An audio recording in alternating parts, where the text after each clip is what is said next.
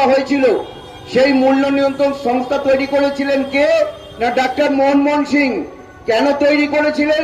যাতে এই যে দেশের যে ওষুধ উৎপাদক কোম্পানিগুলো আছে, যেগুলোর নাম বললাম, গ্লেনমার্ক বা লুপিন বা আরো যে সমস্ত কোম্পানিগুলো আছে, সেই কোম্পানিগুলো যাতে ওষুধের উপর যথেচ্ছ দাম বৃদ্ধি না করতে পারে, ওই মূল্য নিয়ন্ত্রক সংস্থা তারা ওষুধ কোম্পানিগুলোকে দাম বেঁধে দেবে।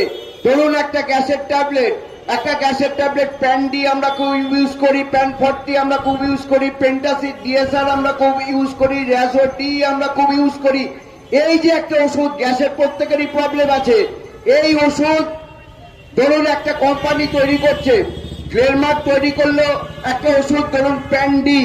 এই প্যান্ডি যে কোম্পানিটা ওষুধটা তৈরি করেছে, যদি সেই কোম্পানি ওষুধের দাম, একটা প্যাকেটের দাম, 10টা ট্যাবলেটের দাম যদি 50 টাকা করে, তাহলে কিন্তু সেই ওষুধের কোম্পানি বাজারে ওই 50 টাকা দাম দিয়ে ওষুধটা বাজারে ছাড়তে পারবে না। কখন ছাড়তে পারবে? এই কোম্পানি ওই প্রাইসিং অথরিটিকে বলবে যে আমি 50 টাকা দাম ধার্য করেছি 10টা ট্যাবলেটের দাম, তোমরা এটাকে মঞ্জুর করো।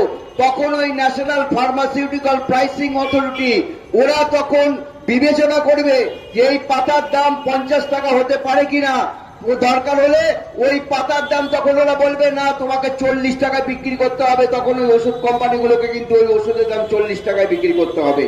এইবার যেটা হলো, নরেন্দ্র মোদী ক্ষমতায় আসবার পর, এটা আমাদের অনেকেরই জানা নেই, সর্বপ্রথম যে কাজটা করেছিলেন নরেন্দ্র মোদী ক্ষমতায় আসবার পর, সর্বপ্রথম যে কাজটা করেছিলেন 2013-তে, সেটা হচ্ছে এই ন্যাশনাল ফার্মাসিউটিক্যাল প্রাইসিং অথরিটি বলে যে সংস্থাটা ছিল, একটা অটোনমাস বডি ছিল, যারা কোম্পানির এই ওষুধের নাম নির্ধারণ করে দিত, সেটাকে তুলে দিয়েছেন।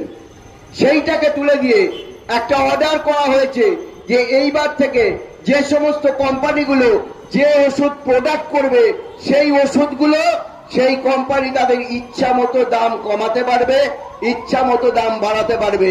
কাজেই নরেন্দ্র মোদী যদি এখন গ্লেনমার্ক বা লুপিন বা অন্যান্য কোম্পানিগুলোকে বলে, সানফার্মাকে বলে ওষুধের দাম কমাবো, ওরা বলবে একটা ন্যাশনাল প্রাইসিং অথরিটি নেই, আমার প্রোডাক্ট